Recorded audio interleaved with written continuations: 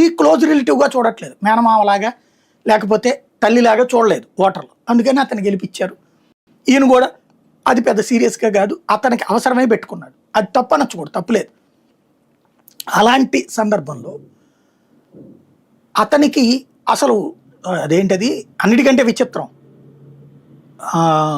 ఆ పార్టీని ఇతని పేరేంటి వివేకానంద రెడ్డి తీసేసుకుంటాడని భయపడిపోయి చంపించేశారని ముందు చెప్పాడు, అంతే కదా. వైసీపీలో తిరుగుబాటు సృష్టించబోతున్నాడని తెలిసి చంపేశాడు అన్నటువంటి గొడ్డలి అవన్నీ జగనే స్వయంగా చంపేశాడని. పాప అతను దురదృష్టం, వాళ్ళ దురదృష్టం, ఇతని అదృష్టం, ఆ రోజు నా ఊళ్ళో లేడు, ఉండుంటే జగనే చంపాడని చెప్పి ఉండేవాళ్ళు, పేరు కూడా రాసి ఉండేవాళ్ళు ఎఫ్ఐఆర్లో. రెండోది వచ్చేటప్పటికి తర్వాత అది వేగైపోయింది.